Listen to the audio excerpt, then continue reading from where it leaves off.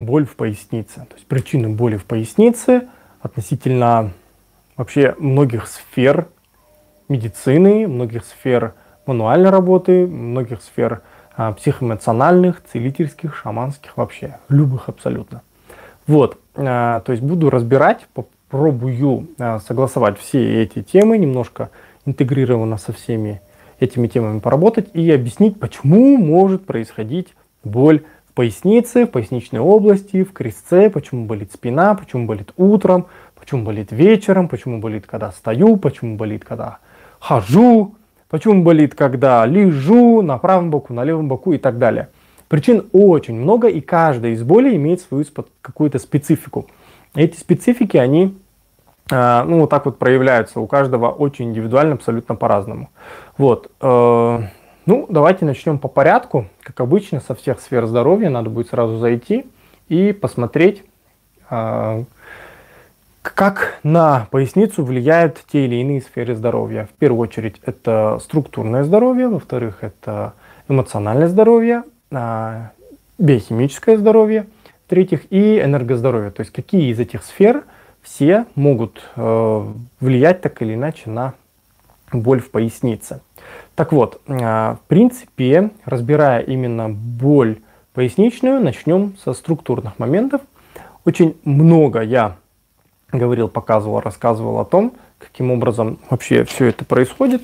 И в моих роликах, кстати, посмотрите, как оно здесь происходит, зеркалит, не зеркалит. В общем, вот эта вот тема, это то, о чем мы будем с вами говорить. Это крестец, это прямая кишка, это у мужчин простата, у женщин матка, это мочевой пузырь. Они все так или иначе завязаны друг с другом. И структурное здоровье может быть происхождение как мышечного, так связочного, так и органного. Но это основные три направления, которые вызывают боль в пояснице. Вот, начнем с мышц. Опять же, кто сейчас смотрит мои ролики, совсем недавно был у меня один про как протестировать боль в пояснице и как она будет себя вести, если мы дискоординированы в натяжениях мышечных. Квадратные мышцы поясницы, подвздошно-поясничная мышца, ягодичные мышцы и так далее. В подсказочках сейчас вылезет как раз таки это видео, и оно будет как раз таки про то, как протестировать все это. Но если коротко, у нас есть основные слоны, на которых стоит поясница. Да? Сама поясница также это тот самый слон, который держит верхний отдел вообще туловища и голову в том числе. Так вот, стоит она банально из 5 позвонков. Ребер там нет, потому что они свободны от ребер, эти все позвонки, и присоединяется в итоге к крестцу. То есть 5 поясничных позвонков присоединяется к крестцу. Крестец — это подложение позвоночника, а также это часть таза. Так вот, сдвинуться таз, может сдвинуться поясница. Сдвинулся немножко череп, поехала голова, вы так с 3 лет ходите, у вас подстраивается грудной отдел, и поясничный тоже подстраивается. В итоге это тоже боль создает. Так или иначе, первыми, кто реагируют мышцы. Так вот, чтобы разобраться с мышечной проблемой, тут как раз таки вам помогут различные массажные техники, вам помогут кинезиологические техники, согласование работы мышц и так далее и тому подобное. Мышечная проблема решается быстро. И обычно, чтобы мышечная проблема уже переросла в глубокую связочную проблему, а связочная проблема уже могла дать проблему костную, то есть те самые всеми любимые остеохондрозы, грыжи, остеоартрозы и так далее, спондилолистезы и так далее, это вот такие всякие новые, имеющиеся, не новые, а любимые всеми классической медицины заболевания, которые в итоге формируют боль в пояснице, они происходят только после того, как мышцы уже сдались. К примеру, у вас в 10 лет запустилась проблема боли в пояснице. Неважно, что с вами произошло, будь то травма, будь то какой-то стресс, будь то какие-то отравления, первыми, кто придет на помощь, это мышцы. Они начнут координировать либо дискоординировать работу вашей поясницы. То есть ваша кривая поясница, ваша ровная поясница в любой момент времени, в каком положении бы она ни находилась, это идеальное положение для организма сейчас. То есть, если она даже искривлена сколиотически, таким образом и еще и ротационно, то есть стоит поясница должна так, она стоит у вас вот так, и еще вот так. Это идеальное положение сейчас для вашей поясницы. Почему? Потому что организм себе во вред никогда ничего не сделает. И вот это вот искривление в поясничном отделе формирует в первую очередь мышцы. Они сначала искривляются, и это острое искривление может давать симптом, как острая боль вступила в спину, радикулит, резко заболела спина. Болит так, что ходить не могу, разогнуться на 3-5 дней. И вот эти 3-5 дней вы мажете ее различными способами, принимаете ванну, колите противовоспалительные. Для чего? Для того, чтобы сбить воспалительный процесс. Почему? Потому что мышца, с одной стороны, резко утянула поясницу, а с другой стороны расслабилась. И это формирует положение поясницы, и боль у вас эти 3-5 дней ровно мышечная, потому что 3-5 дней мышцы болят. Если боль затянулась больше, то это уже процесс переходит в связочные проблемы. Если боль у вас хроническая, не проходящая более 3 недель, это уже проблема костная там, и так далее, и так далее, и так далее. Что делать? Работать со слабыми мышцами. Вот. Нужно активировать ненужные мышцы. Вот такой вот опросик небольшой. Если вот так вот у вас стоит ровно поясница, но она у вас изогнулась вот в эту сторону, где проблему искать? Проблему нужно искать там, где угол проблемы открыт, то есть где расслабилась. В вашем случае, получается, расслабленная сторона будет с той стороны, где вот эта ямочка формируется. Вот. Почему? Потому что в этой части как раз-таки мышцы утянули, в этой части как раз-таки мышцы не скоординированно сработали и, получается, включились больше, чем надо. А с этой стороны мышцы отключились. И в итоге получается у нас такая картинка, что если мы берем, просто рисуем любые два позвонка поясничные, пусть они будут у вас вот такие, и если у нас таким образом угол открывается сюда, то есть у нас дуга изгиба вот здесь, то как раз таки в этой стороне у нас мышцы отключились по какой-то причине, не работают. А в этой стороне как раз таки мышцы включились.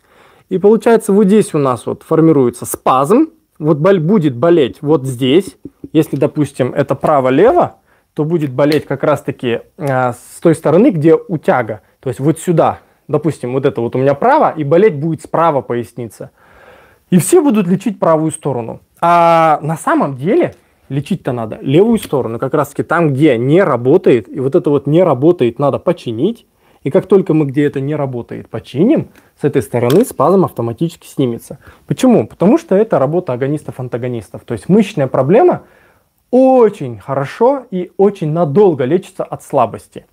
Почему? Потому что, включив слабую мышцу, мы запускаем баланс. А выключая постоянно спазмированную мышцу, мы сбиваем компенсацию. То есть лечить там, где боль, это самый неэффективный способ лечения, самая неэффективная терапия. То есть болит справа, не надо справа лечить. Лечите слева, либо сверху, либо снизу. Это на практике проверено. Вы будете лечить там, где боль, но это будет симптоматическое лечение, чтобы ускорить процесс. То есть вы запустите вот этот вот момент, вот здесь вот включите работу мышц, и автоматом из этой дуги будет происходить вот это выпрямление. Потом снимите спазм здесь, и он постепенно выровняет это положение позвонков. Вот и все. То есть позвонки уже хронически не подвержены давлению, и это формирует эффект, который в конце концов даст вам стойкий результат, и вы не будете долгое время испытывать боли. Вот. Это я, в принципе, делаю на своих приемах. Это я регулярно отрабатываю постоянно с теми, кто приходит с этой болью. Даже боль в затылке, боль в голове может формироваться из-за вот этого дискоординации в поясничной области. Задача найти первичную проблему. Если это мышечная проблемка, это лечится очень быстро. Потому что мышечная проблема – это еще не переход в хроническую стадию. То есть мы поймали пациента как раз-таки в промежутке от 0 до 15 лет формирования его хронической боли. То есть 0 – это запуск процесса, лет 15-20 примерно, это уже когда уже начинают необратимые изменения происходить. И в этой фазе от 0 до 15 лет формируется как раз-таки компенсация мышечная. То есть здесь, когда мы ловим его на 7, 10 и 14 год проблемы, то мы успеваем быстро ему боль излечить. Если это запускается момент, то все, к сожалению, там, к сожалению, это все лечится намного дольше. Вот, это первое, с чем надо работать. Мышцы. То есть не бойтесь, болит в спине зачастую мышцы. В 60 лет приходят, в 80 лет приходят. Отрабатываешь эти мышцы, отрабатываешь спайки, которые межмышечные формируются. Просто лопаются они у тебя под руками, как хрустики, прям брк-брк. Это больно, но в итоге потом через 2-3 дня просто от остаточной боли, которая возникла после того, как мы спайки порвали, там мелкие кровоподтеки, боль проходит, и человек двигаться начинает. Он начинает вращаться в пояснице, он начинает наклоняться вперед, назад, вправо, влево и так далее. Вот. Опять же, на практике, да, со спазмом работать нужно только после того, как включили лентяев. То есть включите лентяев. Это вот принцип работает точно так же. То есть как происходит работа, да, даже тех же бухгалтеров. То есть 2 бухгалтера, один не работает, второй перерабатывает. Кто будет жаловаться на работу? Будут жаловаться, возможно, оба. Но тот, кто получает зарплату и не работает, тому, в принципе, как-то будет попроще. А тот, кто получает ту же зарплату, но получает столько же, он будет жаловаться. Также и с мышцами. 2 мышцы. Одна работает, вторая не дорабатывает. Жаловаться начнет, которая перерабатывает. Ей будет больно. Она будет болеть, она будет орать и кричать. Боль, мне больно, сделай что-нибудь. Что вы делаете? Отпускаете? Допустим, делаете массаж, спазм убираете. Если это бухгалтер, вы ему даете отгул на 3 дня. Что происходит с организмом, когда вы даете отгул на 3 дня этому бухгалтеру, этой мышце? Работа встает, она тормозит. Этот не продолжает работать, он такой же лентяй. В итоге потом, когда возвращается этот бухгалтер на работу, то есть когда мышце нужно вернуться в работу, она работает в 2 раза больше, потому что накопилось очень много работы. И тем самым нужно пахать еще больше. Спазм возвращается по эффекту маятника с двойной силой. То есть массажируете вы больную мышцу, колите туда супер крутые обезболивающие, противовоспалительные, и все, возвращается боль обратно с двойной силой. Включите лентяя. Заменить его в организме, к сожалению, невозможно, но замотивировать его, дать ему желание работать, возможно, даже погладить его, то есть сделать какие-то массажные техники, возможно, простимулировать другими способами, допустим, в реабилитации это пусть кинезиологическое тейпирование, пусть будет PDT, рецепторное воздействие, то есть включите рецепторику в этой зоне, наладьте иннервацию, 1 500 000 вариантов, то есть делайте как умеете, и вы запустите процесс. И при этом как раз-таки мануальная терапия, здесь хрустелки не всегда помогают. Почему? Потому что с мясом-то не сработали. Вот. Если была прямая травма и позвонок действительно сублюксировался, подвернулся, то его запихать на место ручками можно, и тогда будет лучше работа. Вот что касается структурной работы. Секундочку. Теперь биохимия. Биохимия боли в пояснице зачастую это вопросы интоксикации. Так, зеркалит. Поставьте палец, если зеркалит. Если не зеркалит, то супер. С этим мне надо тоже подразбираться. Это крестец. Это прямая кишка. Это матка, либо простата. Это мочевой пузырь. Там все плотнее, конечно, но чтобы вам виднее было. Смотрите, как все рядом. Прямая кишка с крестцом, они вот очень близко находятся. И боль в крестце, вот у меня вопрос был недавно к посту, почему болит где-то спереди, снутри? Зачастую это проблема где-то на уровне прямой кишки. Вплоть до каких-то свищей и мелких абсцессов холодных. То есть у тебя там гнойник, может быть геморроидальный узел какой-то глубокий, высокий. Опять же, проблема нарушения химии тела, жидкости тела. Это лимфа, кровь, межтканевая жидкость. И у тебя начинает болеть именно там где-то внутри крестца. И особенно по утрам. То есть ты просыпаешься, не сходив в туалет. То есть все, что ты наел за ночь, у тебя кишка отработала, каловые массы сформировались, по сигме сползли к прямой кишке, и там надувают тебе ее. Связки натягиваются, боль изнутри формируется, болит крестец спереди. Вот. Как раз что нужно сделать? Сходи по-большому, реши вопрос, и боль в крестце проходит. Но бывают очень часто остаточные каловые массы за счет гипотонии толстой кишки. Очень долго, когда ты не даешь разгрузку своим кишкам, эта боль возникает. Вот именно боль спереди с крестца, и крестец начинает иррадиировать боль по всей пояснице. То есть болит вся поясница и нижний отдел крестца. То есть весь крестец и вся поясница. Растекается боль ноющая. Эта боль обычно в лежачем положении формируется. То есть стоя, когда ты встал, походил, подвигался, стопы на себя компенсацию взяли, твердая мозговая оболочка раскрутилась, то есть позвонки начали шевелиться, череп начал работать во время ходьбы, у тебя эта боль пропадает. Вот. Но как только ты лег либо сел, просто-напросто за счет механики прямая кишка давит на крестец, и начинает формироваться боль. Все просто. То же самое происходит у беременных, один в один, проблем со стулом нет, за кишкой следит, но беременная матка раздувается, давит на кишку, давит на крестец, боль в пояснице у беременных. Вот один и тот же механизм, банально механически простой. И биохимическая природа его как раз-таки заключается в следующем. Я про запоры. То есть, когда у тебя человека запоры, интоксикация возникает, те токсины всасываются в кровь. Первыми, кто реагирует, это связки. То есть все, кто работают, те реагируют. Мозги реагируют, то есть начинают мысли тормозить, спать охота. Реагируют связки тоже. Поэтому, когда связки реакцию вступают, то есть начинается расслабление. То есть связки, они помимо своей механической функции удерживания костей на месте, они также формируют координационную работу. То есть они координируют работу мышц. Они говорят, куда кого натянуть, куда вниз, куда вверх, куда растянуть все это, для того, чтобы работа мышц была координирована. И когда интоксикация происходит, связки начинают ослабляться, то есть их подавляет токсины, те самые скотол, коризол, индол, фенол, все какули, которые в тебя всасываются, в общем, они начинают бить по связкам. Связки расслабляются, это формирует небольшое расхождение, можно сказать, частично даже суставных каких-то элементов, крестцово-подвздошных сочленений, на уровне симфиза, на уровне позвонков. Это возникает, это формирует боль. И болеть начинает вот так вот, ноющий, хронически, тянущий, то есть нетерпеливо, как-то неприятно и так далее, и так далее. Вот. Биохимическая природа боли в пояснице зачастую связана с кишкой и с запорами. Но не всегда так, но зачастую так. Нормализуйте процесс питания, то есть перестаньте есть все подряд и загружать кишку до того момента, как она не опустошилась. То есть дайте кишке побыть пустой какое-то время, пусть она отдыхает. Все правильно, кишка создана для того, чтобы пахать, отрабатывать. То есть она должна переваривать, выкидывать. Но и она порой дает сбой, она тоже устает. Ресурс ее не бесконечен. Дайте ей отдыхать. Те самые разгрузочные дни, те самые какие-то полугодовые очищения, да, там, клизмы, масляные и так далее, так далее.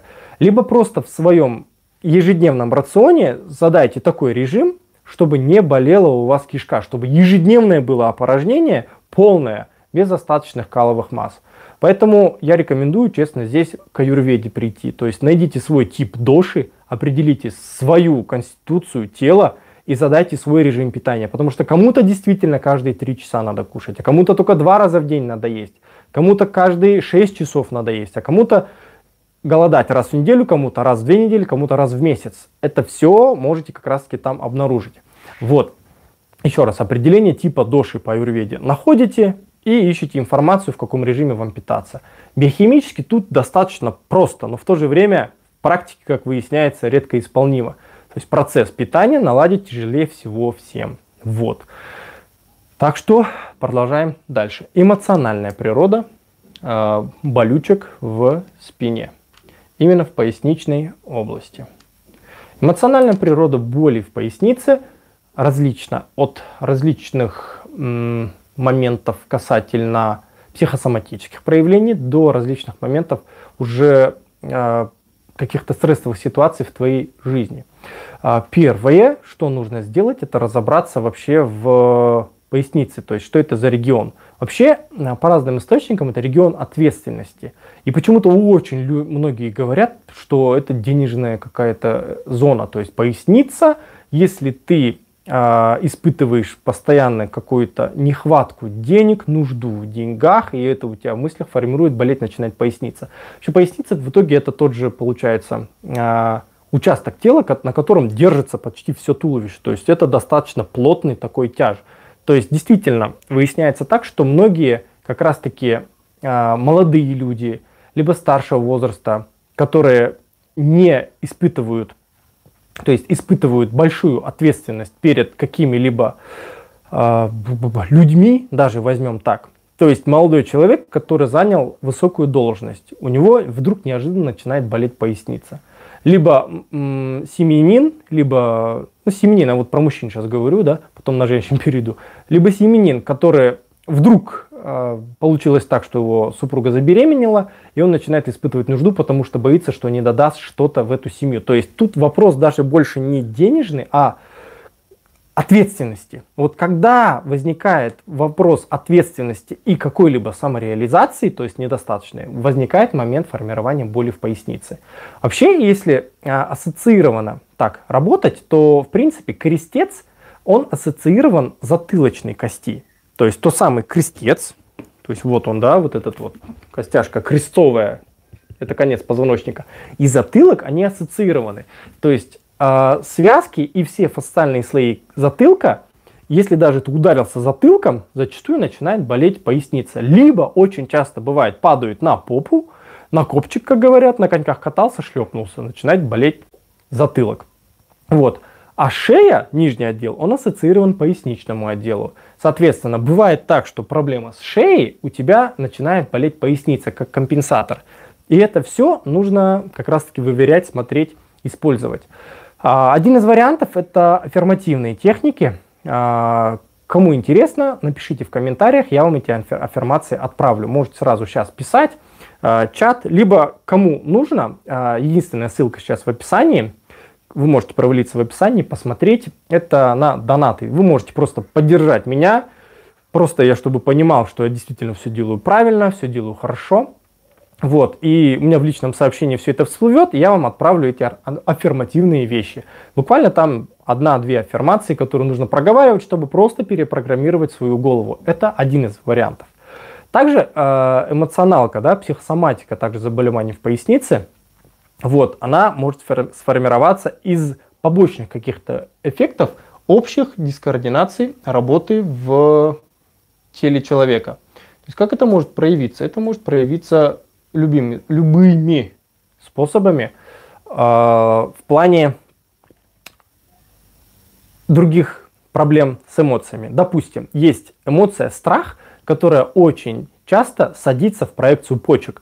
То есть, опять же, эмоция — это что? Это какая-то энергия, которая выделилась на реагирование. И у тебя она выделяется, энергия, в какой-либо части мозга, если так рассуждать, и в какой-то части мозга, которая работает и координирует работу любого участка тела. Вот, допустим, эмоция страх зачастую она садится на почки.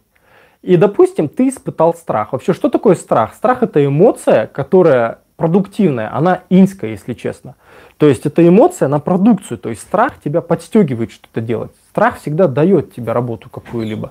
В отличие от ужаса, ужас — это уже подавленные эмоции, когда ты гасишься, и у тебя прям очень тяжело проявляются эти какие-то реакции иньские. То есть какую-то продукцию, какую-то реализацию через ужас сделать невозможно. Ужас — это стопор. То есть ты увидел, что происходит в твоей жизни и впал в ужас, то есть ты оцепенел. А страх как раз-таки он подстегивает жить, подстегивает делать. Так вот, проявился страх, сел на почку, то есть возник в том участке мозга, который ответственен за работу почки. Ты этот страх не реализовал, ты пошел, спрятался, либо впал в ужас, у тебя замкнуло в голове в той части мозга, которая отвечает за почку. Почка среагировала, компенсировала на себя эту эмоцию, а первым, кто поддержит почку, это как раз-таки все наши самые быстрые опорно-двигательные структуры. Это мышца. Мышца подвздошно-поясничная, ассоциированная на почку. Еще раз, поясничная, да, здесь там большая и малая, то есть две их. И они начинают вызывать дисфункцию. Как раз таки те самые сколиозы ротационные в поясничном отделе очень часто формируются из-за страха. Испытал страх — получи по почке. То есть не бойся, иначе будут почки болеть. Вот. И как раз таки эмоция страх очень часто бьет по пояснице через ассоциированную подвздошно-поясничную мышцу. Поэтому если у человека было какое-то в детстве там страх, испугался собаки, первое, что нужно сделать, это как раз таки эта реакция: либо дружить с собакой, либо напасть на собаку, реализовать этот страх, либо убежать и не попасть под собаку. То есть как бы сделать что-либо действие, где ты в итоге в плюсе окажешься, неважно как. А если ты в итоге попал под собаку, испытал ужас, она тебя покусала, все, замкнула, болеть начинает поясница. В 7 лет произошло, в 25 лет начинается боль в спине. И не знаю, что с этим делать.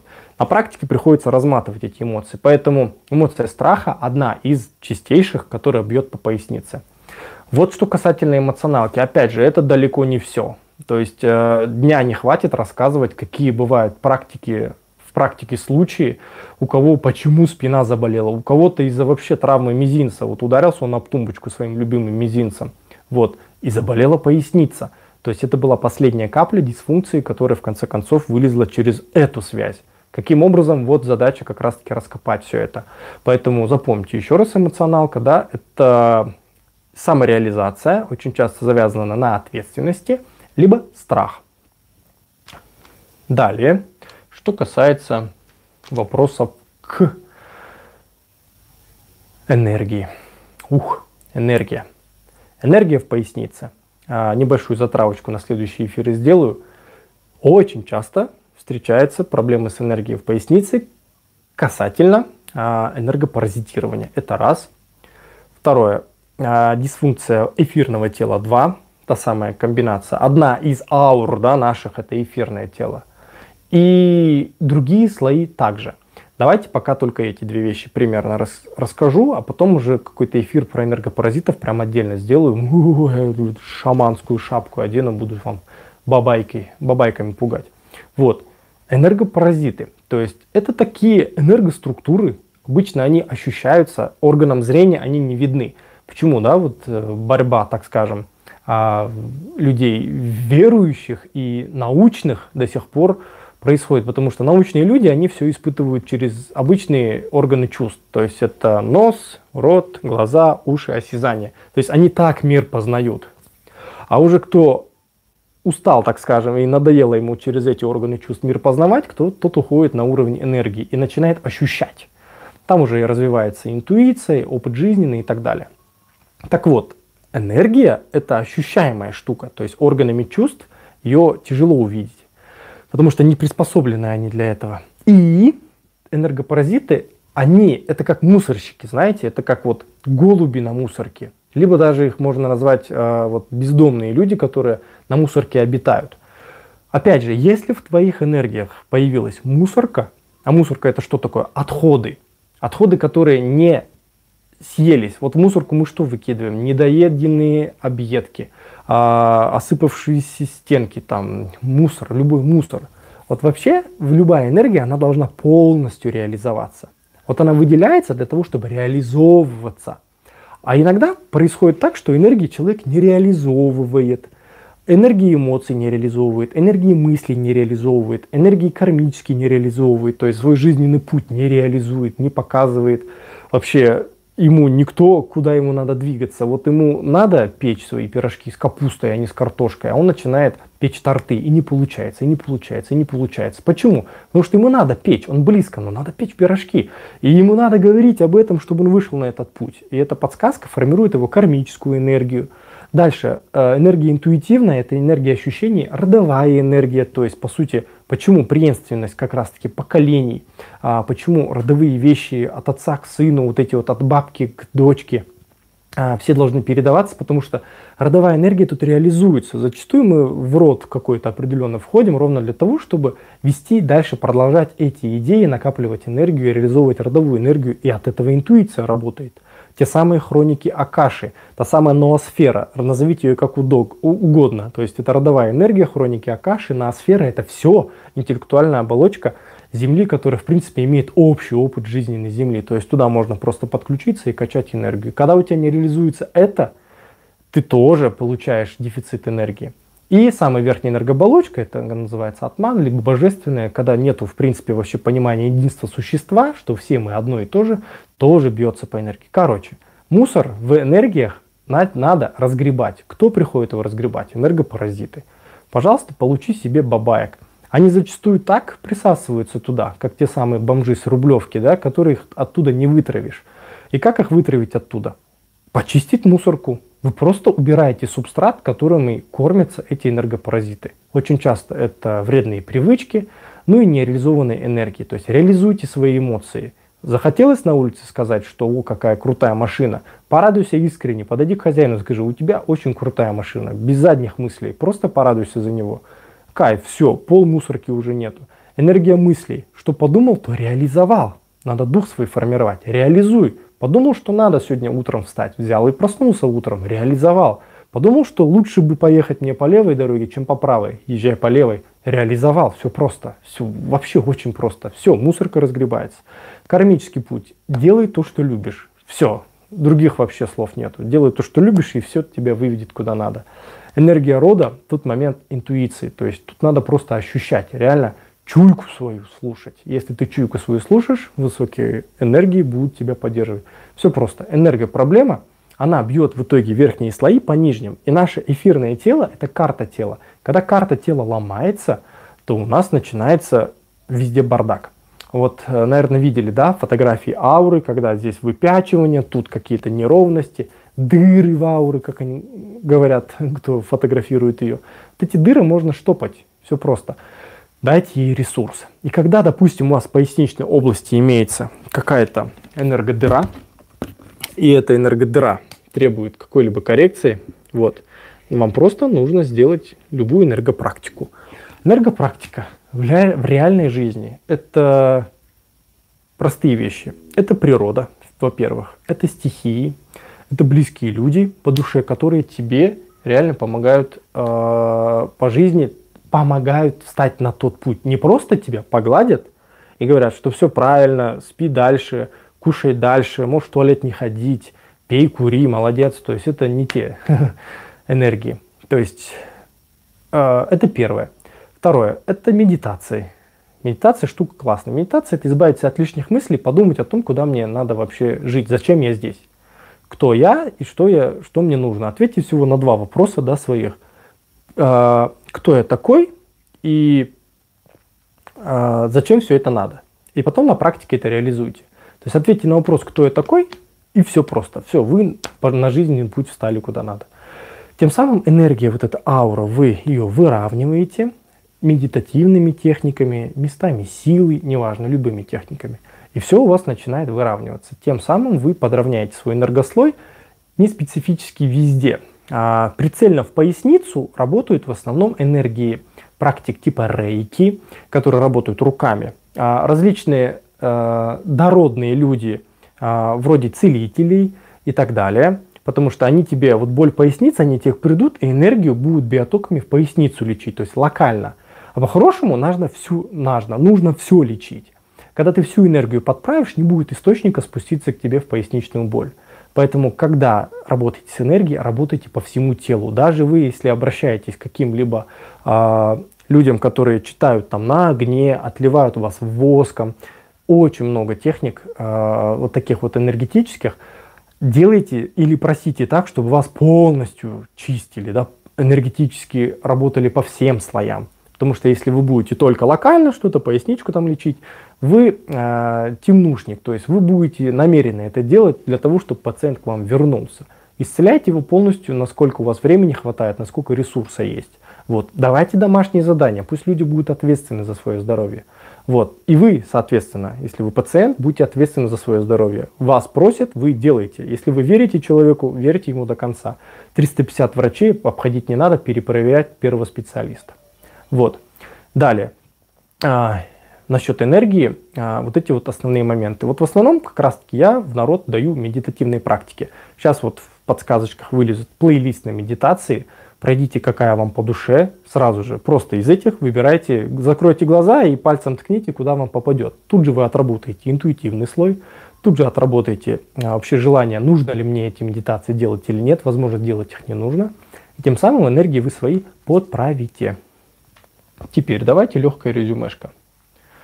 Я, конечно, еще проведу эфиры, буду показывать это все на практике, потому что это бесконечно много. Это делать можно очень долго, поэтому делитесь этими эфирами, то есть кидайте людям, показывайте, что и где я нахожусь, этим каналом поделитесь, этим видео поделитесь. То есть чем больше будет людей об этом знать, тем больше они расскажут об этом кому-то, и тем меньше у нас будет больных людей, в принципе, как таковые. Еще раз напомню, если поддержать канал хотите, в принципе, чтобы я как-то более расширялся, эти все вещи делал и понимал, что действительно туда я иду, то есть там палец хотя бы поставьте большой, прокомментируйте, поблагодарите, донатики можете отправить по ссылке в описании, реквизиты есть, свое сообщение туда напишите, я обязательно его озвучу, то есть мне будет приятно. Вам не сложно, мне приятно. Вот и все. Теперь резюмешка. Боль структурная в пояснице, мышечная, связочная. Работаем по подсказочкам, которые я отправил в самом начале видео. Вот, проверяем мышцы, работаем по мышцам. Отработали мышцы, если боль ушла, значит все, попали вовремя. То есть боль структурная, чаще всего мышечного происхождения, зачастую имеет природу чисто мышечного связочного происхождения. Так, не то. Далее, биохимия. Это режим питания. Режим питания, здесь все просто, да? Настрой свой режим питания. Еще раз напоминаю, найдите свой тип доши, найдите свой конституциональный тип, который будет показывать вам, как вам надо питаться. Каждые 3 часа, каждые 6 часов, каждые 12 часов. Тем самым вы будете свой ЖКТ, который у вас исходно настроен на тот или иной режим работы, давать ему нагрузку ровную, правильную, и он не будет перегружаться. И будет работать как надо. Со стулом проблем не будет, прямая кишка грузиться не будет у вас как ули всасываться, интоксикации будет меньше, все, боль во всем теле пройдет. Не будет у вас хронического полиартрита, ревматоидного артрита, псориаза и прочих других системных заболеваний, которые очень часто связаны с характером питания. Просто-напросто. Просто-напросто. Дальше. Эмоции. Эмоции – это проблема, зачастую бывает, страха. Страх, который бьет по почке, почка, которая косячит на поясницу ассоциированную. И самооценки и самореализации. Именно в плане ответственности, когда человек ответственность на себя большую берет и почему-то не может ее исполнить. Вот, этот момент также надо отрабатывать. Аффирмации отправлю. Пишите в комментах, вышлю. Теперь энергия. Энергия зачастую это эфирное тело. Медитации вам помогут. Но это одна из техник, так скажем, городских, лежа дома. Это можно просто очень делать. Формировать свою структуру всех энергослоев. И тогда вы будете в упаковочке красивенькой, когда энергия будет без мусора, она будет реализовываться, и тонкая энергия будет подавать на грубую материю достаточный ресурс, чтобы она работала в координации. И в итоге структура, биохимия, эмоции, энергия, нужно это делать все сразу. Если у вас нет времени, работайте по одному, но хотя бы раз в день что-то из этого надо делать. Один день структура, второй день биохимия, третий день эмоции, четвертый день энергия. А лучше каждый день по чуть-чуть себя со всех сторон в кучку собирайте. Вам откроются такие границы, которые вы не знали даже в себе. У вас такой заряд и мощь будет, что потом будет хотеться еще больше и больше, и вы все в нужное русло будете это направлять. Вот, надеюсь, в принципе, все, что примерно запланировал, я рассказал по моему плану. Если у вас есть дополнительные вопросы в комментах, пишите, подскажу, расскажу. Еще раз напоминаю, можете поддержать канал по донатикам, вам не сложно, мне приятно. Был рад делиться с вами этой информацией, делитесь эфиром, распространите, пусть все знают, кто знает, кому надо. Пока-пока.